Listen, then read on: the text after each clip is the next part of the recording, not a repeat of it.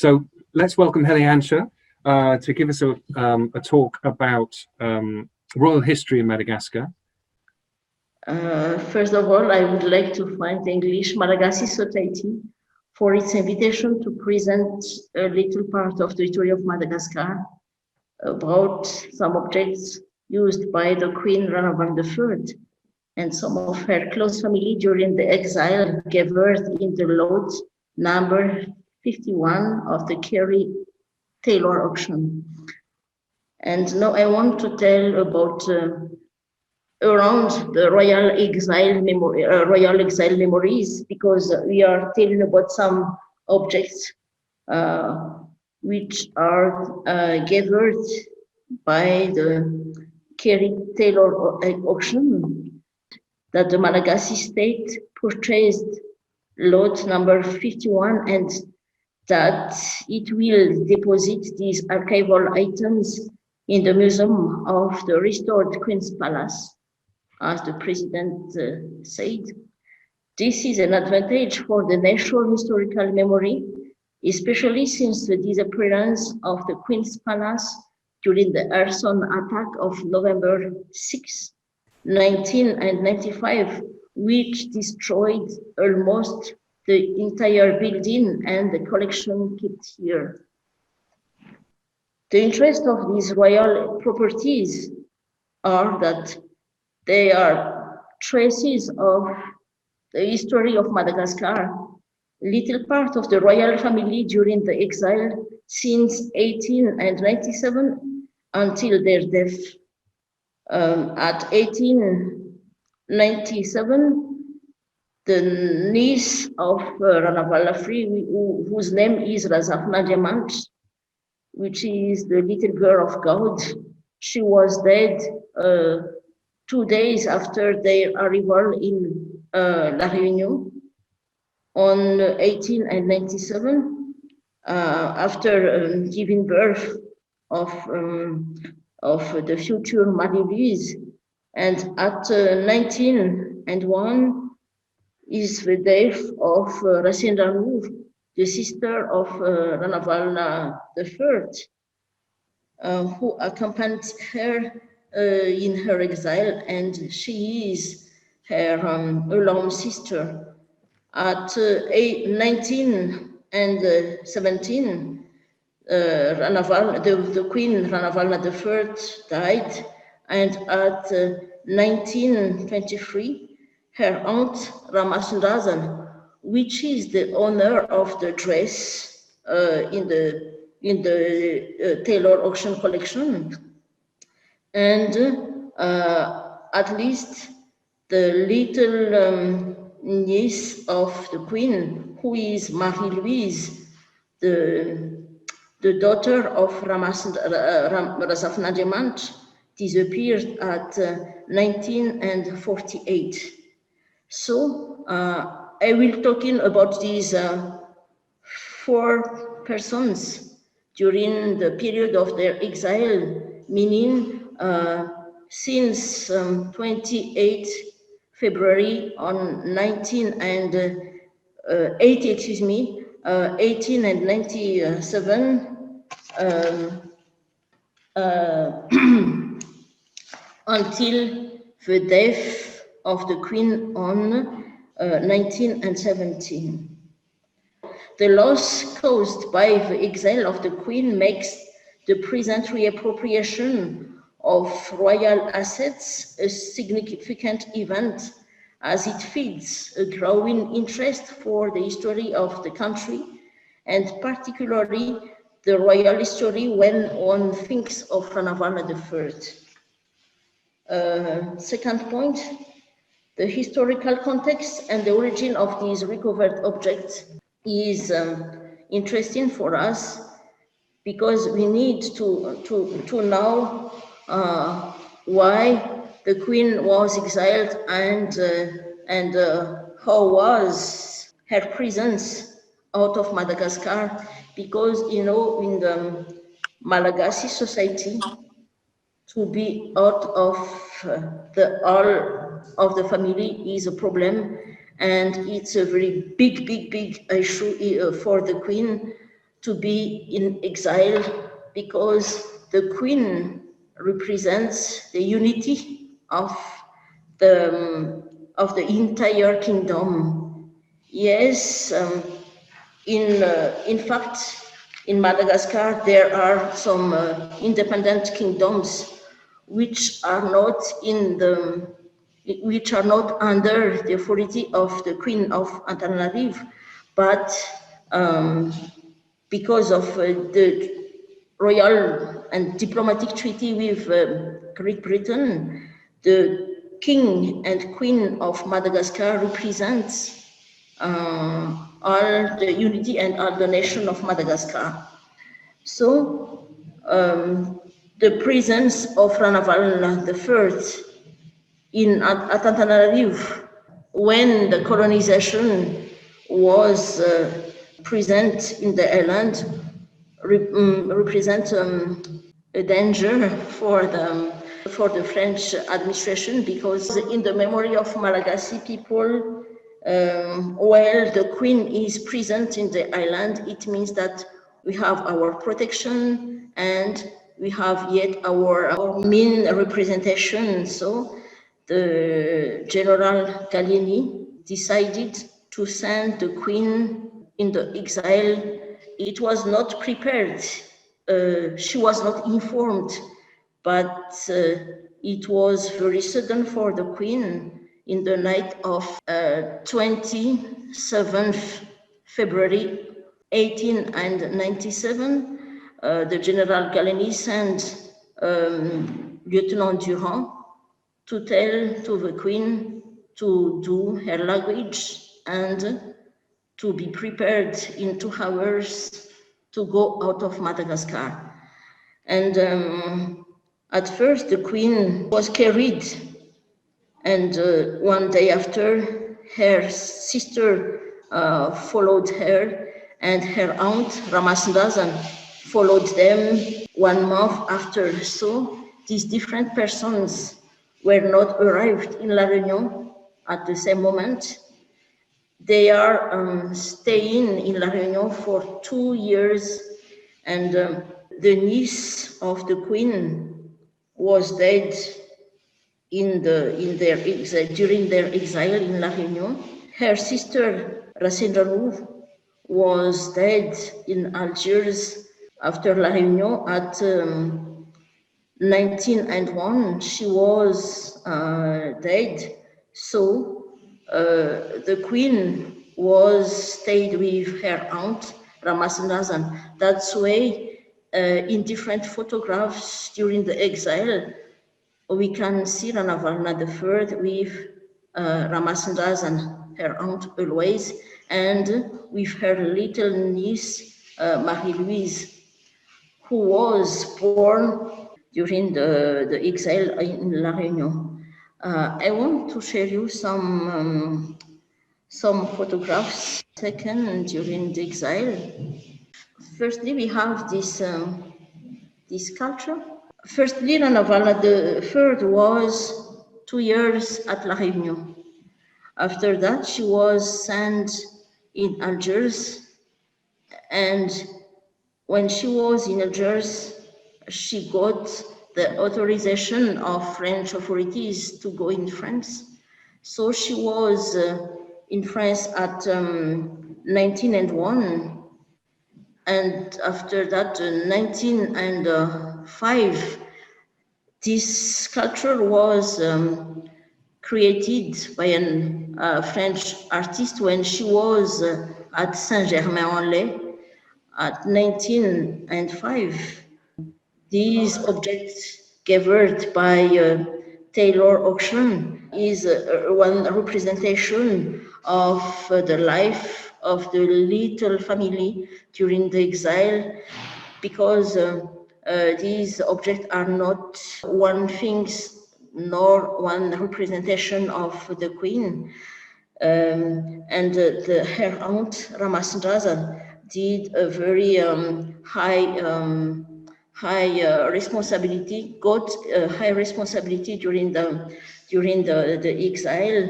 That's why when the Queen was in journey in France. She was with her aunt usually, because since Madagascar, the aunt of the Queen was already her protector, and some documents in archives told that there were men asking the Queen to get married, and it was always the aunt who decided for all private life of the Queen. And the presence of the Queen's aunt was a big problematic for the different persons who try to be in contact with the Queen. And is it because she was a young person, or is it because she was really in worry during her exile? Because there are some archives and testimony telling that the Queen was seen always crying. That's why she had this sad vision with her eyes. I don't know what's the truth, because in French documents tell that Ranavalona III got correct purchase for her living in exile. Yet in other papers, you see that after the death of the Queen, General Gallieni regretted to be very hard with the Queen, because it was Gallieni who refused for her to go out of Algiers at first, and Gallieni controlled all the movements of the Queen. In fact, Gallieni was afraid with the Queen's presence and the Queen's influence in the colony. And so in the archives, there are different things, and the presence of Ramasdasan is interpreted in different manners.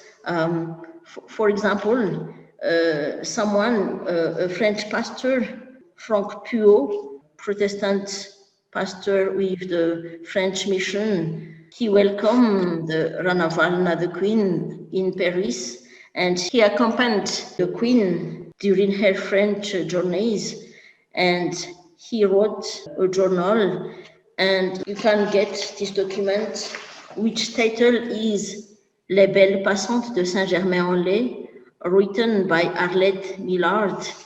And this woman rewrite the journal of the pastor, saying that Ranavalona the first, during her staying at Saint-Germain-en-Laye, was taken in charge by French Protestant and some Malagasy Protestant in the region, and the major of the commune of Saint-Germain-en-Laye was very in close taking in charge of the Queen's staying.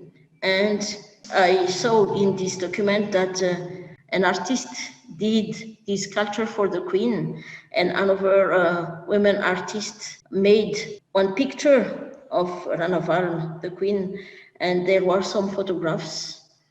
And I guess that some of these photographs in the lot 51 of Kerry Taylor's, perhaps among these photos are these photos made in France. This document gives some names of artists and some names of the pastor fellows taking in charge the Queen during her presence in Saint-Germain-en-Laye. It's one thing. And the dress in the Taylor's auction collection is not a dress that the Aunt Ramasdasan got in Europe. This dress was already the property of Ramasdasan when she was in Madagascar, because in the journal Le Petit Illustré, published on December 1896. It's a portrait of Ramasandasan with this same dress. And we have in our collection also one photo of Ramasandasan with this same dress. So I think that some French information saying that they have correct fees to have a correct way of life is not very credible, because different photos of these persons when they were yet in Madagascar are represented in these photographs made in Europe. You have the date of the journal, and you have the princess with the same dress. This page of journal was published on 5 December 1896. And in fact, this photo represents the High Society of Antananarivo during the second part of the 19th century, because using photography at this period is special privilege, because only dignitaries and rich families can have access of photographs. And this aunt of the Queen is known as a very show enough person with her clothes and with her house at Antananarivo. All visitors told that she was a very rare person in the capital, having the best and the best house, and best house decorated with very expensive things, and she had a very expensive taste. So it's not the alone photo. This is Ramasandasan when she was yet a young person. So you can notice her attitude, and you can notice her dress. I explained about clothes in the High Society of Antananarivo during this second part of 19th century. You know, the very rich person and very rich families in Madagascar made their comments of clothes and dresses in a fashion house in Paris, like the Maison Werf. Maison Werf is a very well-known fashion house in Paris, and the wife of the French Emperor Napoleon III was a customer of Maison Werf, and some Malagasy dignitaries did their command with Maison Werf. Reine the first prime minister, had a special partner for making commands in abroad, Mr. Lemer. Lemer is an international trade staying in Maurice, and the royal commands pass by Lemers.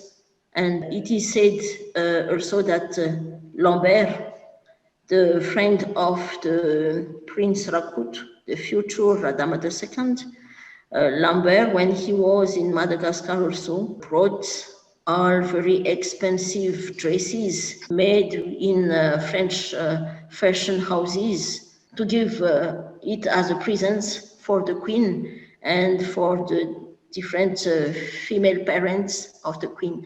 So this very high standing of living of the Queen and her parents was in great difficulties when they were sent in exile. So these photographs showing the Queen with beautiful dresses and in different expensive things, in fact, are intentionally made to show like an illusion, to show for the people that it was well with them in their exile. but it's not really the truth, because the queen died with a heart attack, emboli, at 19 and 15, meaning that she was not well, like it was said in different administration reports to Madagascar. And it's very difficult to believe that a queen who was deeply attached with her traditions and with her family in Madagascar and with her old traditional belief, was well and was in peace out of Madagascar. So the main interest for these papers and archives in the lot of Kerry Taylor's auction are just perhaps it's just a little part, but can give some information about the life of the queen. When you collect different documents, you can compare the different speech, because if you are in with these French speech documents, they are telling that it was well. In fact, it was not well, and after their death, the tomb of Rasindranur, for example, was not known. Till today, we are not informed that where are the rest of Rasindranur died in Algiers, where Ramasindrazana bones are, and only the queen's rests are reintegrated in the royal family tomb. And it was a big event for the queen's bones, and it was not the case for the other person. Yet it is very important for us to have our bones with our parents' rest. And if the person, a Malagasy person who died in abroad, can't join the family tomb, the family in Madagascar have to put an erected stone at the place of for the memory of this person, and it was not the case for Rasindranur nor for the queen's aunt Ramasindrazan, because in fact the hostility was very deep, especially between French administrators and Ramasindrazana, because Ramasindrazana was it is said that she had a very strong personality, and she was never in good terms with French persons, and in different documents, all French authors tell negative opinions about this aunt of the queen.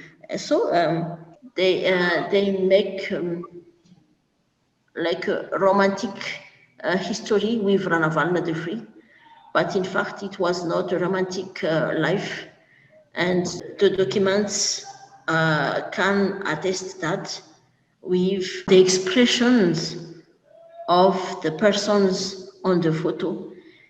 Never, Ranavalona I never smiled. She never smiled, nor her aunt too.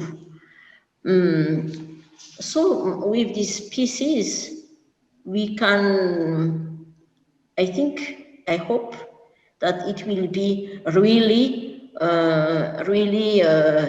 given to the museum, and perhaps researchers can have access of that to continue the research and to find out of Ranavalona's life during her exile. So it is my opinion, and there are some documents which I can share with you. So I thank you for attention, and I'm waiting for your question. I'm sorry for the bad quality of my connection. Thank you so much for that presentation and that fascinating insight into the lives that the Queen and her entourage lived. You're not the only one with a connection problem. I've just heard from Kerry that Dorset, which is a part of the UK, has really bad broadband issues. So we may not be able to welcome Kerry today. She's trying to get in, but having problems logging in. But it's a big thank you to you. Kerry has now joined as well. So yeah, I've had real trouble with my broadband. Everyone, I'd love to introduce Kerry Taylor from Kerry Taylor Auctions, where for me this story kind of started in some ways. But we're just going to have a couple of questions for Helihanta, and then Kerry, if you'd love to pick up the story from the discovery of a box.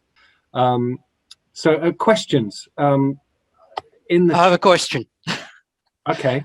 Oh yeah, this is Jano. Hey, We know that we have 4 princesses still buried abroad. I know that Ramasandra's the auntie is buried in Nice. Rasendra Noor is, I think she's buried still in Algiers, and Marie-Louise is buried in Montreuil in Paris, and Daphne Dumont, of course, is still buried in Saint-Denis in Réunion Island.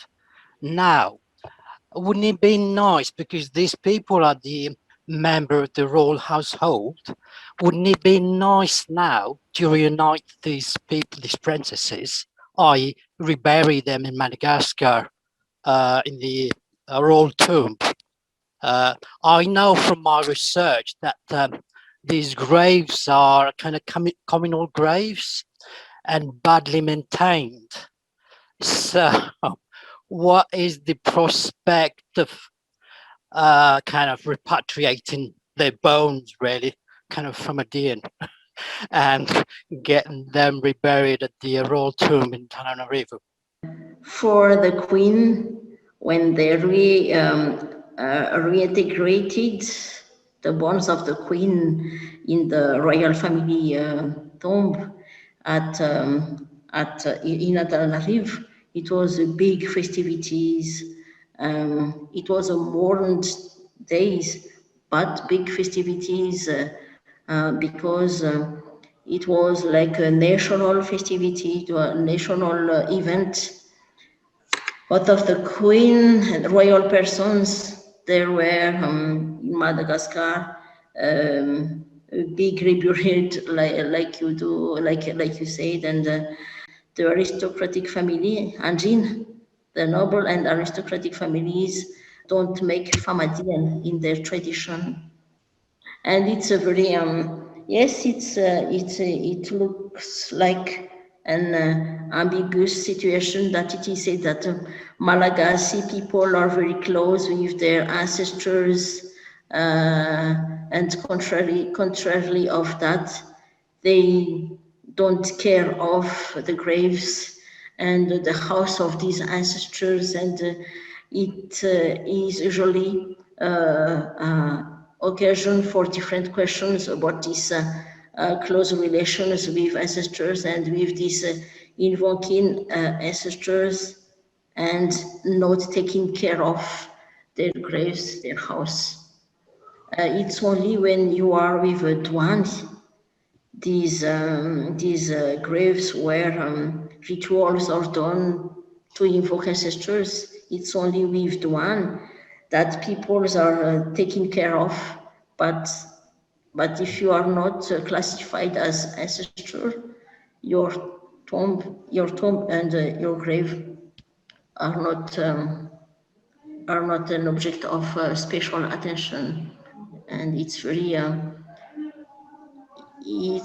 ambiguous and different person interesting on this Malagasy relation with ancestors are asking this question. You say that you are very close with your ancestors, yet you negligate their graves. Thank you so much. I'm conscious others may have questions, but I'm really excited, whilst the Dorset broadband still lasts, to bring our second speaker, Kerry Taylor. And welcome to the Anglo-Malagasy Society, Kerry. Thank you so much for joining us, and the floor is yours. Well, I'm in love with Madagascar now, having known absolutely nothing about it until very recently. I just think it's one of the most beautiful, magical places, and when we get through this pandemic, my one dream is to visit Madagascar and to visit the tombs and to go to the Royal Palace and to see all the places associated with these remarkable ladies. My story began with an email. I was sent an email of rather extraordinary, beautiful dress lying on somebody's bed. Cyclamen pink satin and dark, deep purple velvet covered in pearl beads. These people, they were living in Guildford in Surrey, and they were moving house, and so they had to clear their attic. And I think in the 1990s, my client, his mother died. And it was she who had put into this box this beautiful dress and all the photographs and letters that had belonged to her great aunt, someone called Clara Herbert. And I was told lots of things by the family, a lot of which turned out not to be true. But the story that I was spun at the beginning was that Clara had come from a very smart Irish family, and in fact, many generations back, that was true. But basically, this young woman grew up. She was educated. Her family were Protestants.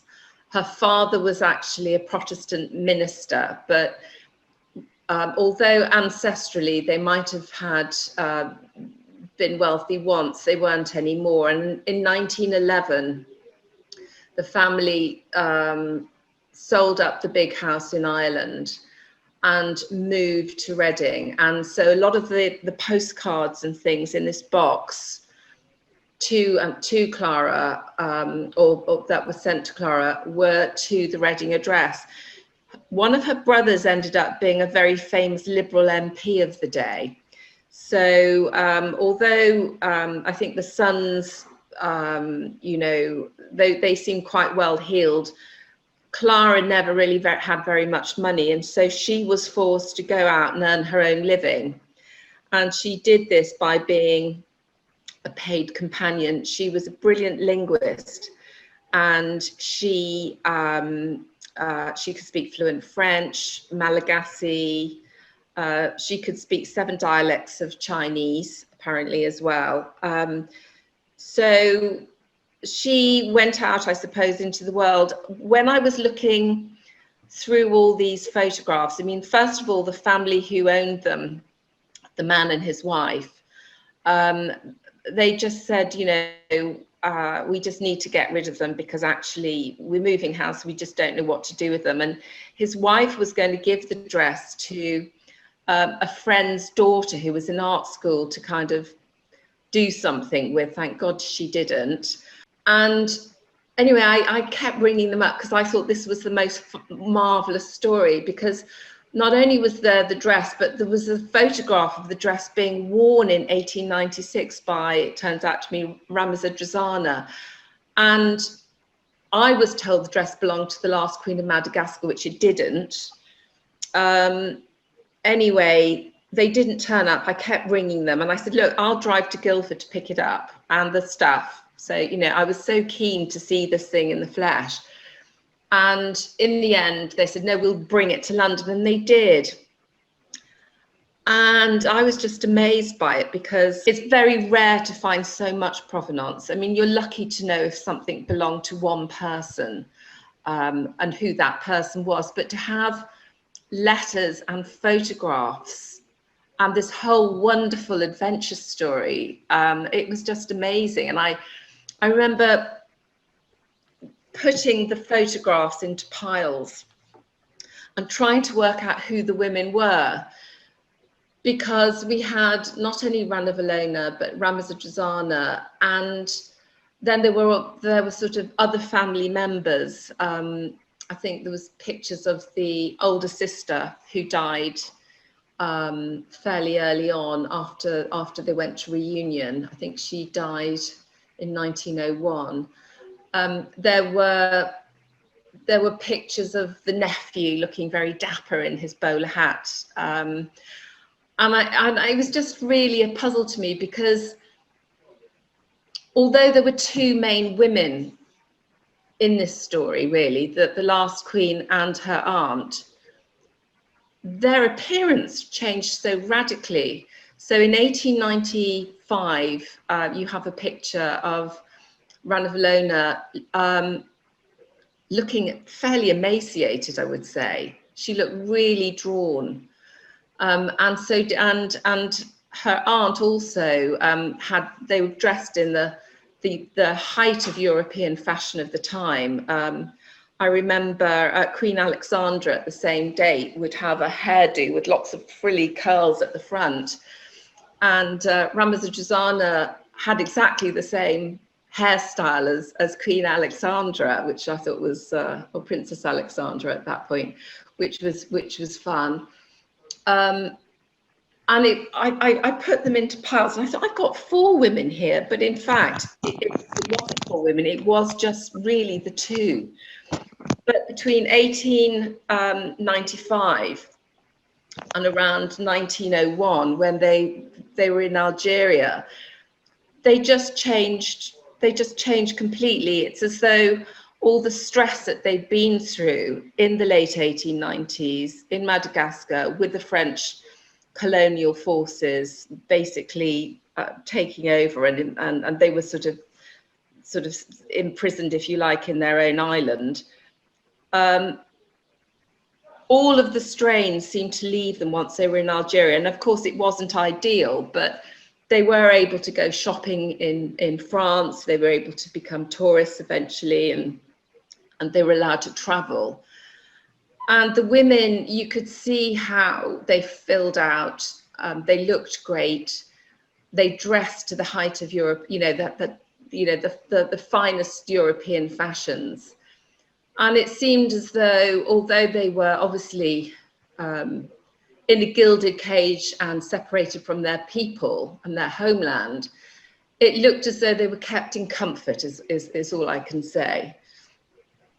And the postcards to Clara in particular from Ramazzadrazana, which were sent from Algeria to her house in Reading, she used to live between the 2 brothers, were very full of love and fondness, and also from Ranavalona to her too. I could make out the ones written in French. I obviously couldn't make out the ones written in Malagasy. But it was a great friendship. The family told me that Clara was with them right from the time when they went into exile in Reunion, but I personally don't think that's true. I think that they met in Algeria, because that's where the postcards and things seem to start, that's where it all seems to happen, to begin. So I think that Clara met Ramazzadrazana in Algeria and they became friends. And it wasn't until Ranavalona died, which I think was in 1917, that Ramazzadrazana was finally given permission to leave Algeria. And so she went to Nice, and it was there that Clara joined her. And they were finally living, if you like, in the hotel together. What was so interesting, it wasn't just a dress, it was this complete history, this complete story. And it's also about the friendship of these women. I found lots of photographs of people, of servants and companions. There was a lady called Madame Howie, who was a very tall woman. She was paid for by the French government to be the companion of Ranavalona. And there's a photograph of, I'm pretty sure it's her, very, very tall woman with a massive big black hat. But I couldn't really find any pictures of Clara. And I've been in touch with the person who, Mr. Everett, the man who put the collection in, because the one thing that we're still missing is this photograph of Clara. And he says that he's got a box of photographs of the family, and I'm pretty sure I can work out who she is if he shares them with me. Anyway, he found the box of photographs in his new home, but he's now lost them again, because I was hoping I could share that with you today, because I think we'd all like to see who Clara actually was, what she looked like, because we know so much about her and about her travels and her life with with Queen Ranavalona and Rajaonarison, but we don't know what she looked like, which I think is a real shame. So I'm still on the trail of that, and when I find that missing link, I'll be really happy to share it with you. It was a strange sale in the sense that I was very excited about the whole history of this piece and the dress, as you can probably tell, but it was very difficult, if you can believe it, to get any press coverage about it. We tried the Times, the Telegraph, we tried all the major news agencies and the French news agencies. And I remember that one of the major French press agencies, they were interested, and then they said, oh, well, no, because it's just not valuable enough. It's just not valuable enough for us to be able to cover this story, which I thought was really shocking. And finally, the Guardian newspaper basically rewrote my footnote and published the photographs. And finally, the news was out there in Madagascar and in the world. Finally, somebody had covered this amazing story, which meant that the morning before the auction, there was a knock on the door and this very, very lovely, elegant Malagasy lady was standing there. And of course, we have all the COVID precautions, so you're supposed to make appointments. But anyway, she had no appointment. She said, I must come and see these things. I've heard about them. It's on the news in Madagascar now. So I said, of course, come on in. And more people from Madagascar turned up throughout the day. And I think I got a phone call from Chris to say that the Malagasy government would really like to acquire the piece. And how could we go about it? And it was really nail-biting, because obviously as an auctioneer I have to be independent, but at the same time my heart was very much in the Madagascar camp, and I really wanted it to go home. So I tried to help as much as I could in terms of really feeding back how much interest there was worldwide, how many phone bidders I had. I think the night before the auction, we already had commission bids of about £13,000 on the book before we even began. And so Chris introduced me to a businessman based in the UK, but called Vikram, but with Malagasy connections. I think his family very well connected there. And so he came in to bid on the morning of the sale. Now we had no one bidding in the sale room. No one was allowed to bid in the sale room. for COVID reasons, apart from Chris and Vikram.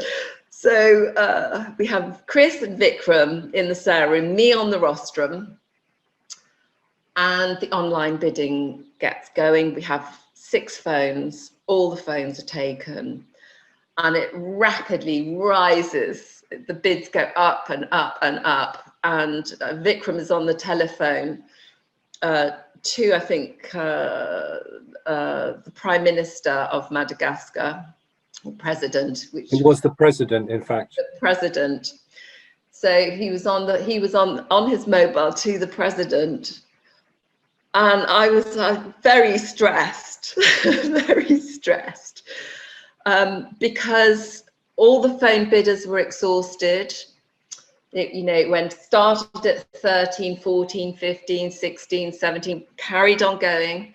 We're into 20s, we're into 30s. All the phones are now out. Vikram is still on his mobile, and it's an internet bidder against us. Oh, and so finally, the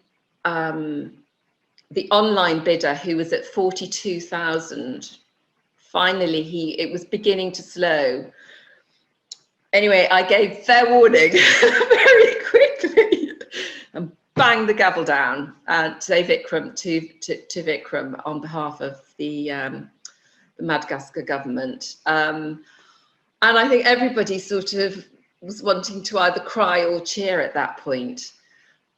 We had lots of museums who were wanting to buy the pieces, foreign museums, and they would have gone, I'm sure that, the collection would have found a very good home.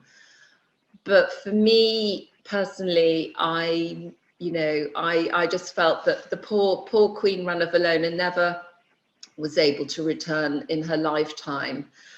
That this collection, the dress, the photographs, all of these things which Razmudrazana gave to Clara quite legitimately, and which Clara's family had preserved over so many years, really belonged back home in Madagascar. And it was quite an interesting group of things, because I've mentioned the letters, the postcards, the hundreds of photographs, but there were also curious things like the paying for the exhumation of Ranavalona's older sister, for example, presumably to be repatriated to Madagascar. So there was the invoice for that.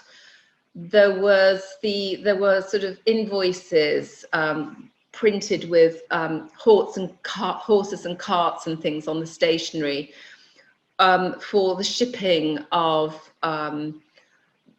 goods from Madagascar from Algeria to Nice when Razmudrazana moved in 1917. And there was an insurance certificate, because I believe that when Razmudrazana died, what few possessions she had legitimately of her own, including that dress, which must have been very important to her, and her life insurance policy, she gave to Clara. And there was this insurance document in amongst all these letters and things.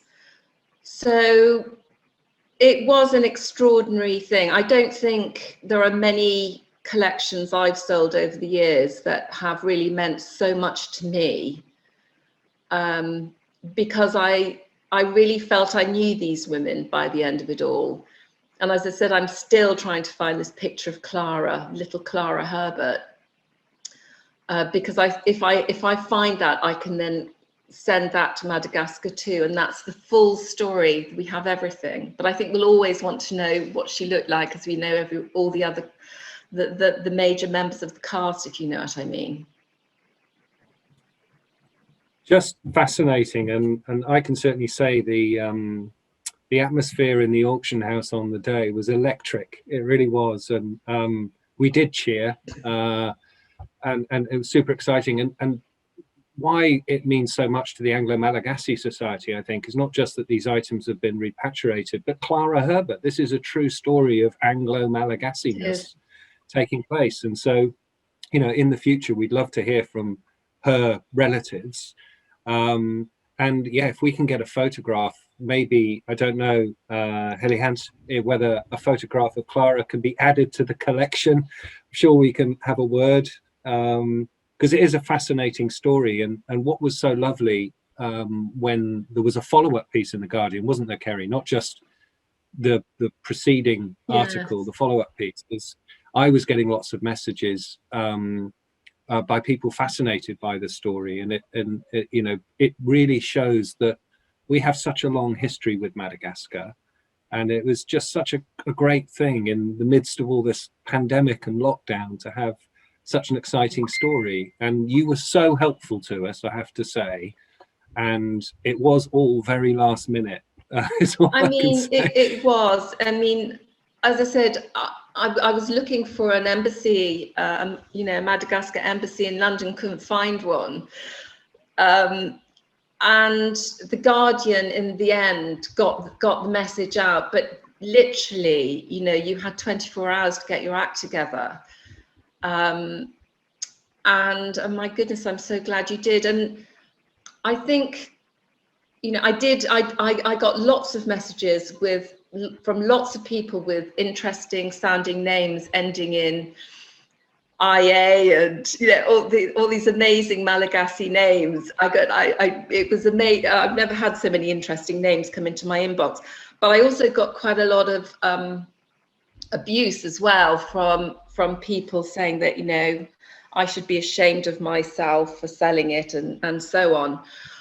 But actually, these things were given by Ramazzadrazana to Clara. These pieces were not, you know, empire builders going around stealing things from other countries. These were tokens given by Princess Ramazzadrazana to Clara Herbert and legitimately belonged to her family.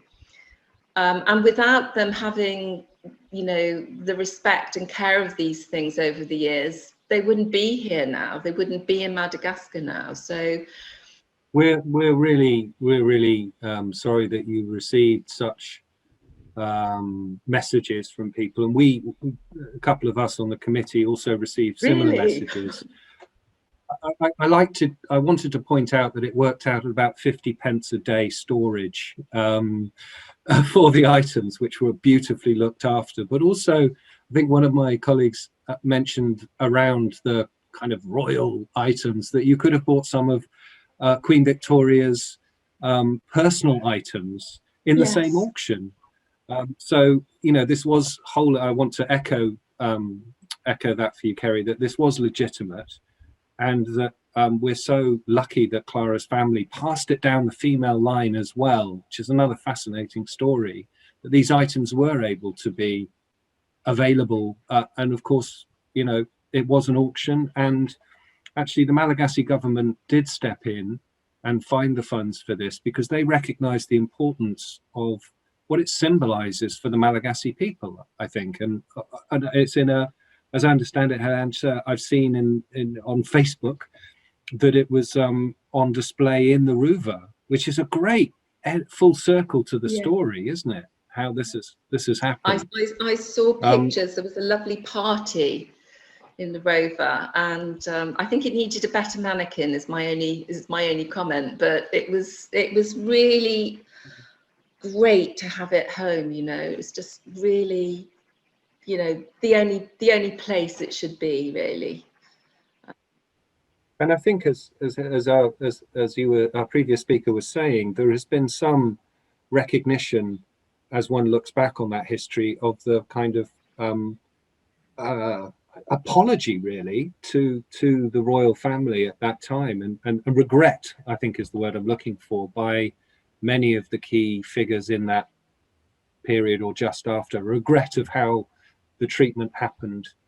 And it's a part of time, right, that we can't change and we can learn from. And we're now uncovering all these fantastic stories. So I want to, again, send a huge thank you, despite internet connections and working out how to do this stuff virtually, for both of you today joining us to share these thoughts. we have some time for some quick questions. If any of our members wanted to ask either a further question of Helihanta or Kerry, indeed, whilst we have you here. Can I just say, I'm so sorry I missed Helihanta's talk, and I would love, maybe we could. I've recorded it. Could you? And I would absolutely love that. And any more information I find about Clara, I could send to Helihanta. I have one other thing I should do. So my wife is a budding artist, and when we were doing the auction saga, she produced this. Brilliant. There's the Queen for you all. Well done, Val. Thanks. So questions to the society. Please unmute yourself if you've got a question. Could I ask one, please? Of course. Mishu, welcome. Hi, thank you. I'm not a member of the Anglo-Malagasy Society, but I was a bit puzzled by the presentation of both Helihanta and Kerry and Chris's introduction. Who exactly finally paid the amount? Is it the president himself? Is it the Anglo-Malagasy Society? Or is it an individual? I mean, just for me to understand how it worked. On the day, it was an individual. But I would also say that during the auction, before the auction and after the auction, we had so many people, so many Malagasy people wanting to buy it that we just kept putting them in touch with the government representative in London, because I think lots of people were making donations that would basically hopefully go towards the purchase price, but it was bought by a businessman in London on the day, and then it was going to hopefully be sorted out in Madagascar at some future point. So I don't think it all came from the government coffers. I think there were lots of people giving donations. Is that right, Helihanta? Excuse me? Who paid? C'est qui payait? It's a big discussion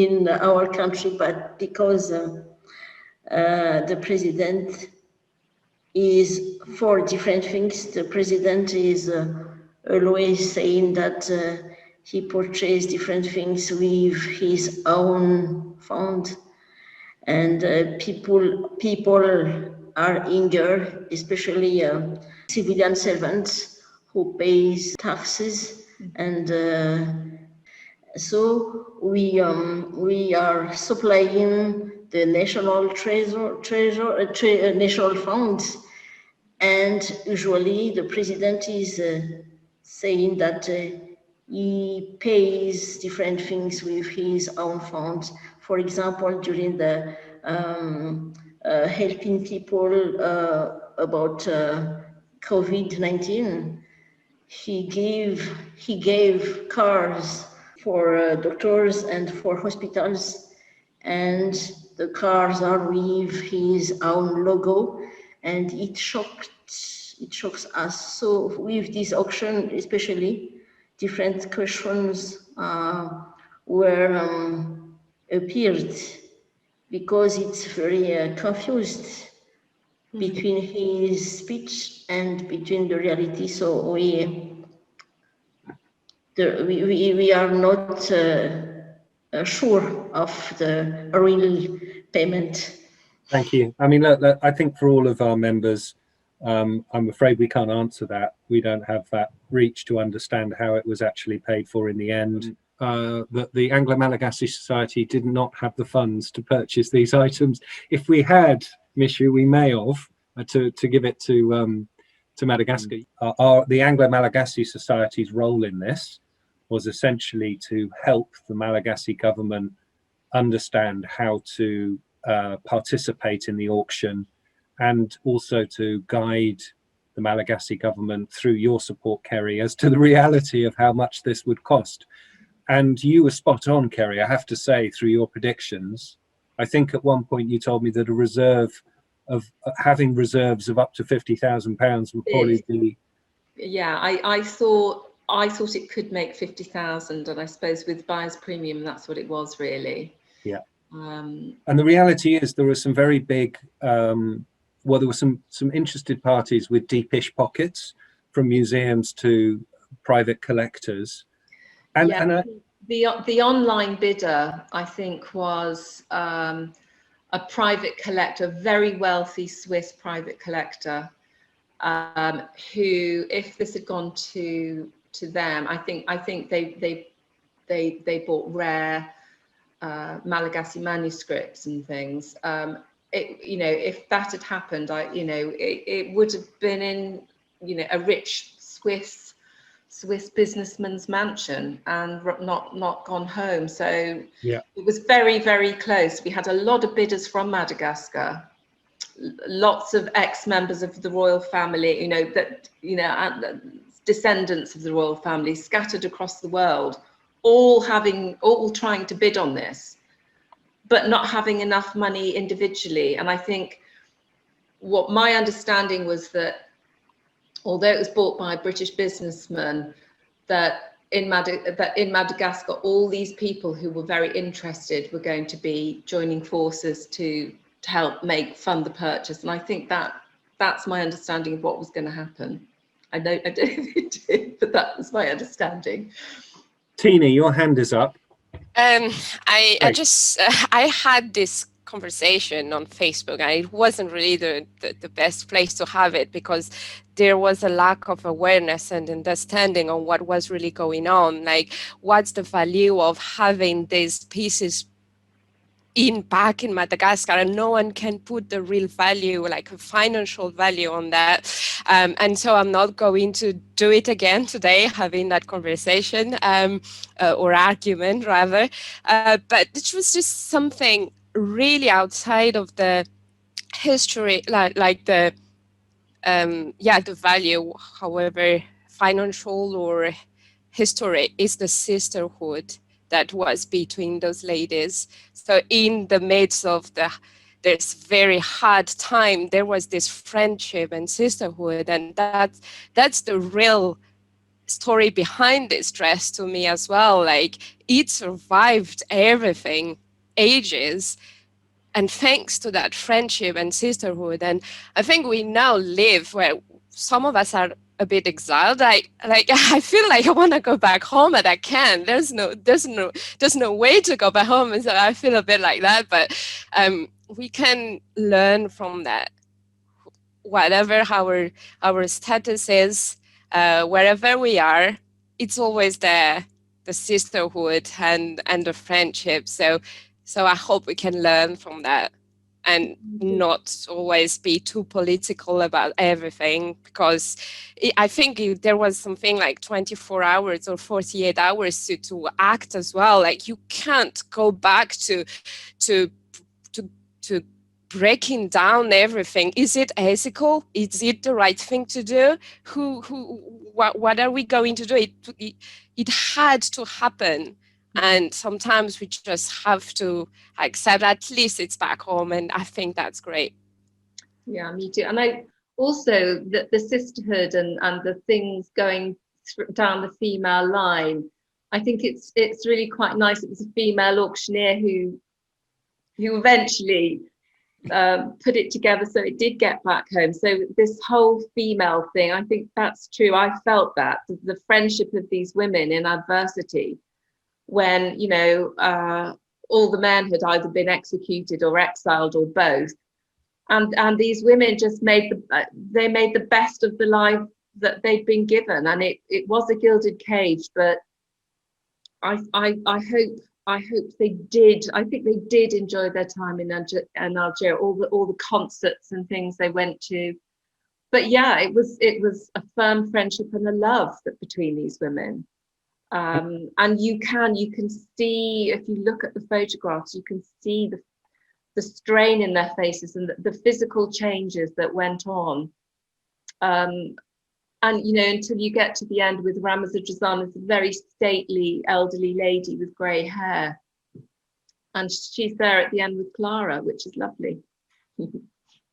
And I think, someone's just made the comment that someone needs to write a book on this, and I think that's true. I think I suggested Daniel Austin that you should write a new book. But I think the value in this, I think you've both captured it so well, Tina and Kerry, is I think the value is what we're doing now. We're talking about these people. We're bringing their story back to life. I appreciate there will be some controversy and different views on where the money came from and everything else. And as you know, the Anglo-Malagasy Society is apolitical, but we're there to help if we can. I just hope that from this, we continue to learn more, discuss more, take lessons from that history. And there's a real piece on that sisterhood piece for Madagascar that has huge value to discuss further. But again, I want to say thank you both for your time today in offering us these fantastic insights, and we look forward to the book. And when we get a photo of Clara, Helihanta, if you can email it to me, I will post it on the Anglo-Malagasy Facebook site to share. So thank you very much. I wanted to now, just in the agenda, because we're coming closer to the close, but I wanted to, I mentioned at the start of this meeting that we were going to start talking more about climate change in Madagascar as we head towards COP26 and raising awareness of the big issues, but also bringing to life what the great work of members of the society and the Malagasy community and international community are doing to try and help tackle some of the causes and symptoms of climate change. I want to call upon one of our members, Elliot Fisher, who is on the line. Elliot, make yourself known. I think if you unmute and speak, you'll pop. Hello? Go full screen. Hi, Elliot. Could everyone just give me a thumbs up if you can hear me? We can. I can see you. We can hear you. Excellent. Well, quick introduction and tell us what you're going to be doing with your projects in Madagascar. Yeah, absolutely. Well, thank you very much, everyone, for having me, and salam adahole to you all. Yeah, it's lovely to meet all of you, or meet you. And I'd just like to say first, thank you very much to Helihanta and Kerry for your time and bringing us that fantastic story. I used to work in a museum, and one of my favorite parts was when people brought it to life. And I think you both really effectively did that. So thank you very much. And to do it in what must be your third language, that's, yeah, I have a huge amount of envy and respect for that. Thank you. So I'm actually a PhD student at the University of Edinburgh. I live in Edinburgh at the moment. It's a typically grey day here. They say the sun shines on Leith, but I'm not so sure. That's probably a joke that doesn't translate across borders.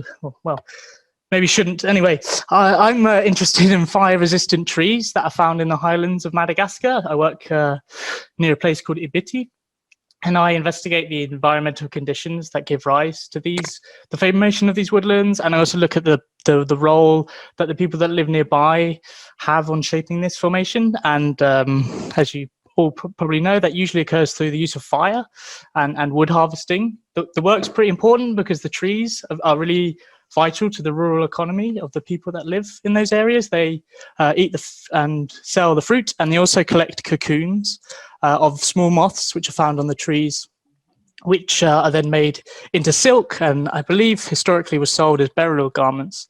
So there's this big argument raging about the actions of these people and whether they threaten these fire-resistant trees or they shape them in a more positive fashion. So my work, which will be over the next 3 years or so, will look to try and answer this question. And it's part of a much larger project, which we're waiting to hear confirmation on the funding from. It's a bit tied up in UK government bureaucracy. But that project looks into fire regimes in the Madagascar highlands. The idea of that is to ask whether we can develop a fire regime that can sort of maximize conservation of this tree, maximize the benefits that people get out of it, and also look to mitigate some of Madagascar's CO2 emissions, because often fires occur at the end of the dry season, and that tends to be some of them when you get bigger, more destructive fires, because there's more fuel and less moisture. So we're looking to see if we can maybe have different fire regimes that occur earlier in the season that will have be less destructive and also release less greenhouse gas emissions from that activity. So yeah, I'm just a small cog in a much larger project, and I really hope to kind of update you with this work as I go, and I can give more information about it if you would like in the future. But yeah, thank you for welcoming me, and it's really great to be involved. Thanks, Elliot. And I think we're going to have you down as a future speaker. So look, we've actually extended our time today, partly due to the wonders and vagaries of digital connections and trying to do this stuff on Zoom. Delighted that you've all been able to join. I'm going to ask you all to turn your cameras on because I'm going to do some screenshots. This is becoming a bit of a tradition. Everyone smile. Thank you all so much for joining. We will be having one more of these. We will update you as to when we're planning it. We have provisionally put some physical meeting dates in the diary, at least with a venue. Who knows? Who knows, right? When we're going to be able to gather again.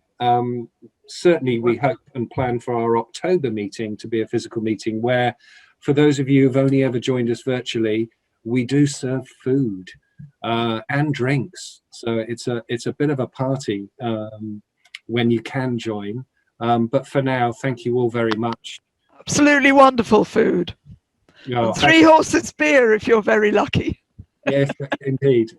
But it's a mandapion, Voluma mandapion from me, and thank you again to our wonderful speakers.